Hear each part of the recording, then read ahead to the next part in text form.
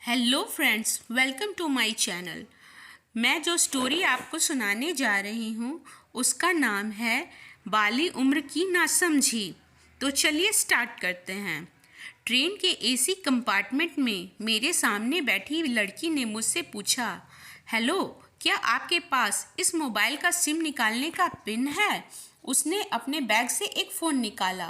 वह नया SIM card उसमें डालना चाहती थी, लेकिन सिम स्लॉट खोलने के लिए पिन की ज़रूरत पड़ती जो उसके पास नहीं थी। मैंने हाँ में गर्दन हिलाई और अपने क्रॉस बैग से पिन निकाल कर उस लड़की को दे दी। लड़की ने थैंक्स कहते हुए पिन ले ली और सिम डालकर पिन मुझे वापस कर दी। थोड़ी देर बाद वो फिर से इधर उधर ताकने लगी। मुझसे रहा नहीं गया। मैंने पूछ लिया, कोई परेशानी? वो बोली, सिम स्टार्ट नहीं हो रही है। मैंने मोबाइल मांगा, उसने दिया। मैंने उससे कहा कि सिम अभी एक्टिवेट नहीं हुई है, थोड़ी देर में हो जाएगी। एक्टिव होने के बाद आईडी वेरिफिकेशन होगा, उसके बाद आप इसे इस्तेमाल कर सकेंगी। लड़की ने पूछा, आईडी वेरिफिकेशन क्यों? मैंने कहा, आजकल सिम वेरिफिकेशन के बाद एक्टिव होती है। जिस नाम से ये सिम ली गई है उसका ब्यौरा पूछा जाएगा, बता देना। लड़की बुदबुदाई। ओह, मैंने दिलासा देते हुए कहा, इसमें कोई परेशानी की बात नहीं है। वो अपने एक हाथ से दूसरा हाथ दबाती रही, मानो किसी परेशानी में हो। मैंने फिर विनम्रता से कहा, आपको कहीं कॉल करना हो तो मेरा मोबाइल इस्तेमाल कर लीजिए। लड़की ने कहा, जी फिलहाल नहीं, थैंक्स, लेकिन ये सिम किस नाम से खरीदी गई है मुझे नहीं पता। मैंने कहा, एक बार एक्टिव होने दीजिए, जिसने आपको सिम दी है उसी के नाम की होगी। उसने कहा, ओके, कोशिश करते हैं। मैंने पूछा, आपका स्टेशन कहाँ है? लड़की ने कहा, दिल्ली। और आप? लड़की ने मुझसे पूछा। मैंने कहा, दिल्ली ही जा रहा हूँ, एक दिन का काम है। आप दिल्ली में रहती हैं या? लड़की बोली, नहीं नहीं, दिल्ली में कोई काम नहीं है, ना ही मेरा घर है वहाँ।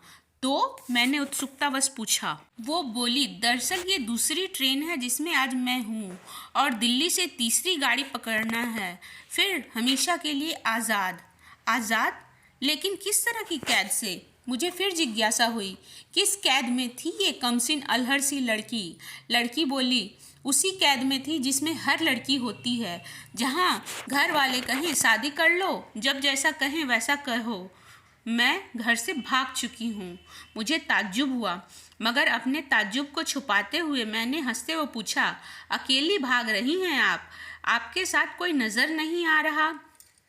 तब लड़की बोली, अकेली नहीं, साथ में है कोई।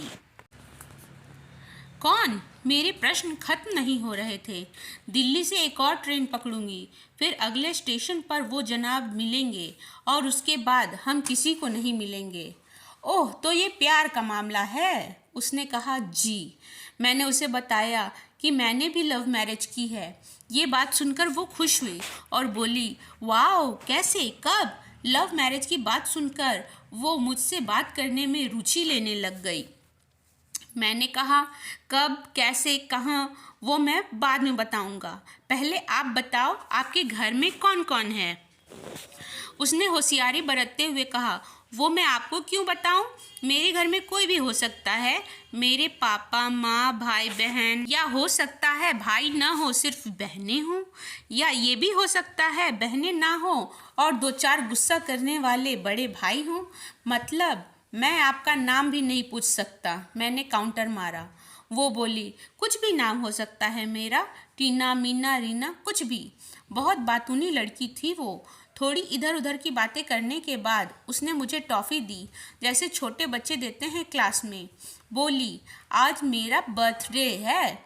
मैंने उसकी हथेली से टॉफ़ी उठाई और बधाई दी और पूछा, कितने साल की हुई हो? उसने कहा, 18। ओ, मतलब भागकर शादी करने की कानूनी उम्र हो गई है आपकी? वो हंसी। कुछ ही देर में काफ़ी फ्रैंक हो चुके थे हम दोनों, जैसे बहुत पहले से जानते हों एक दूसरे को। मैंने उससे बताया कि मेरी उम्र 35 साल है, यानी 17 साल बड़ा हूँ। उसने चुटकी लेते हुए कहा, लग तो नहीं रहे हो। मैं मुस्कुरा दिया। मैंने उससे पूछा, तुम घर से भागकर आई हो, तुम्हारे चेहरे पर चिंता के निशान जरा भी नहीं है। इतनी बेफिक्री मैंने पहली बार देखी। खुद की तारीफ सुनकर वो खुश हुई।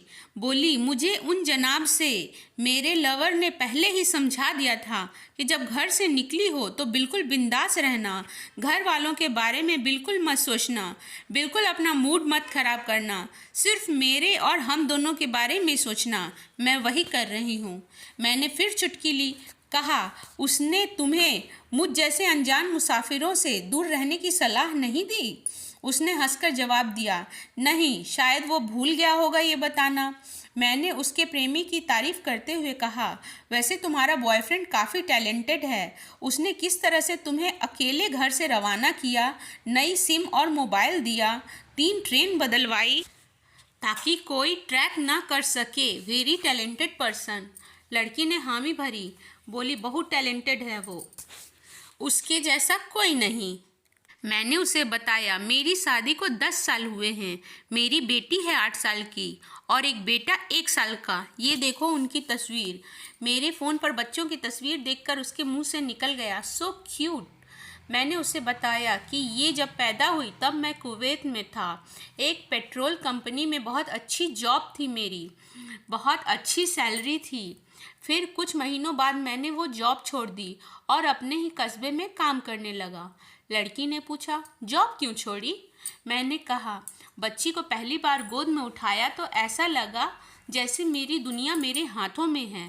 30 दिन की छुट्टी पर घर आया था, वापस जाना था लेकिन जा ना सका। इधर बच्ची का बचपन खर्च होता रहे, उधर मैं पूरी दुनिया कमा लूँ, तब भी घाटे का ही सौदा है।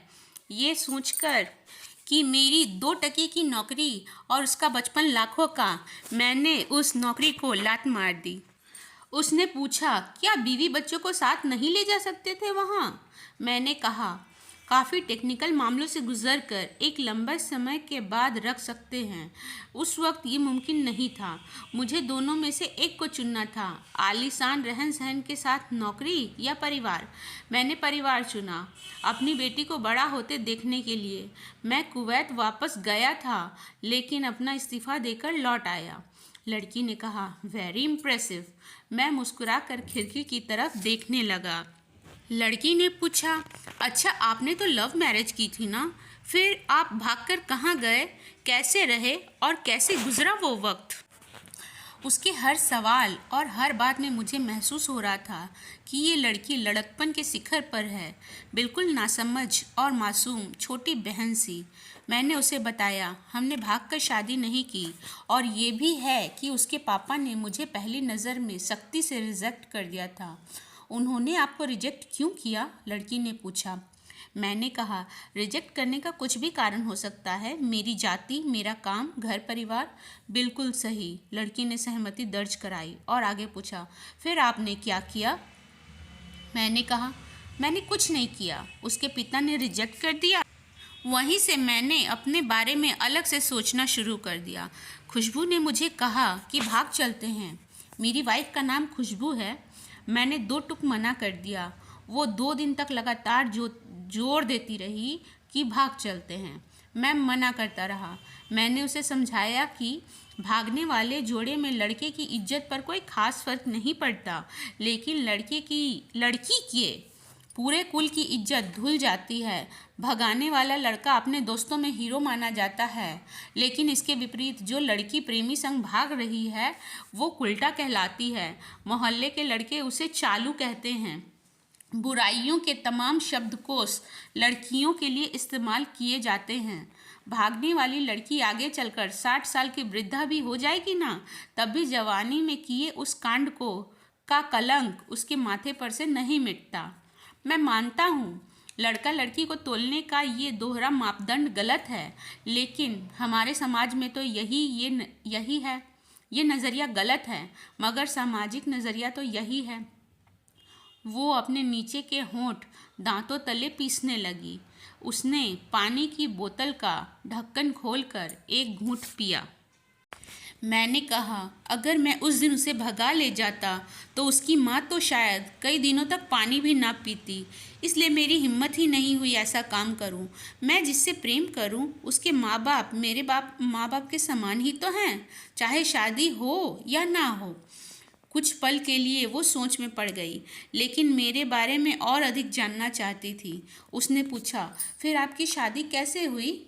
मैंने बताया कि खुशबू की सगाई कहीं और कर दी गई थी। धीरे धीरे सब कुछ नॉर्मल होने लगा था। खुशबू और उसके मंगेतर की बातें भी होने लगी थी फ़ोन पर, लेकिन जैसे जैसे शादी नज़दीक आने लगी उन लोगों की डिमांड बढ़ने लगी। डिमांड मतलब? लड़की ने पूछा। डिमांड का एक ही मतलब होता है, दहेज की डिमांड।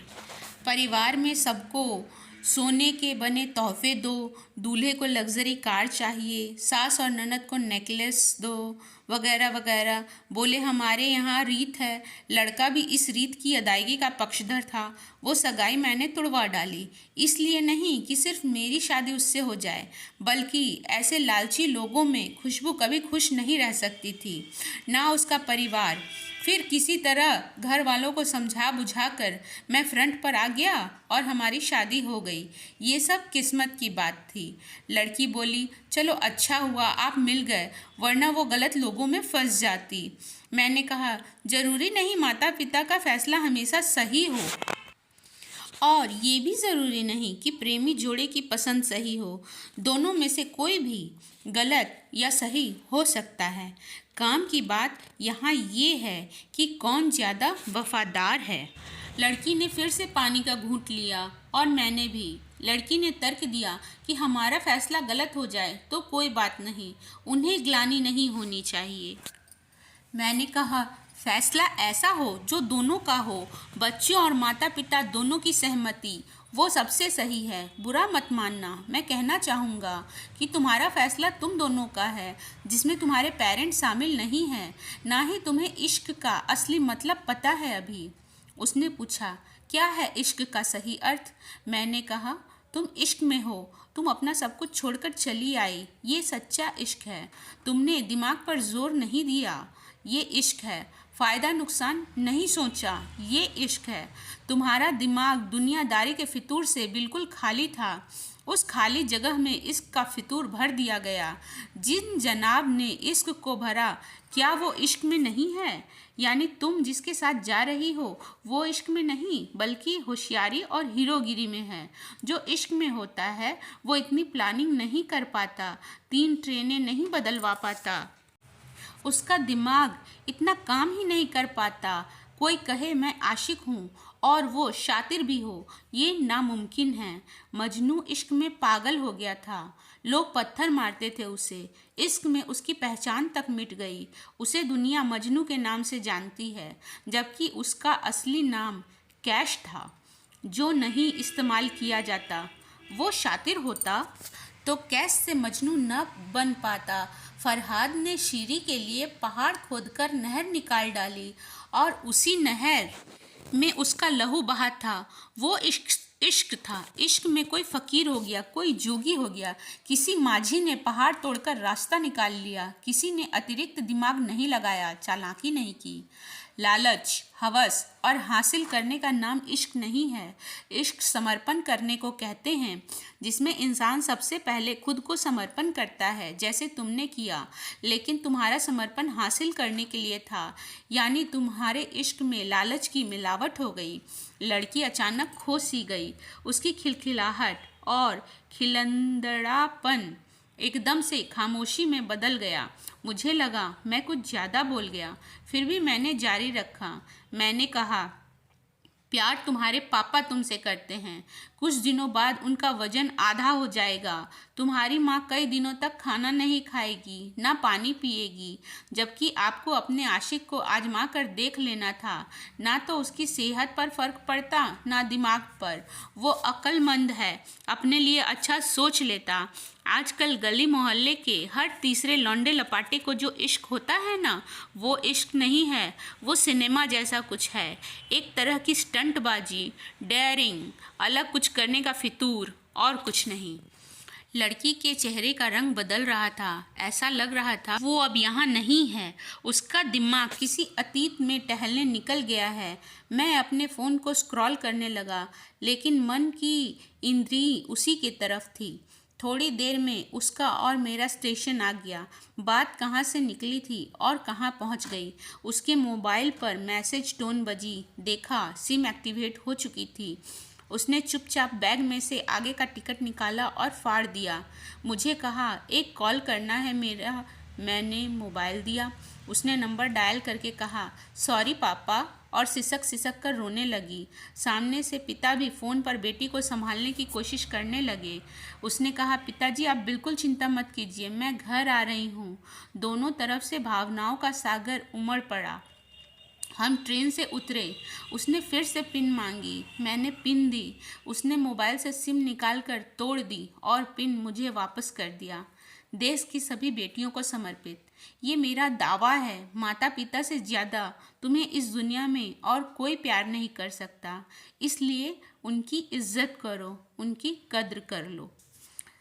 फ्रेंड्स, इसी के साथ हमारी ये स्टोरी यहाँ ख़त्म होती है। वीडियो लाइक करें और चैनल को सब्सक्राइब करें। मिलती हूँ नेक्स्ट वीडियो में। तब तक के लिए बाय।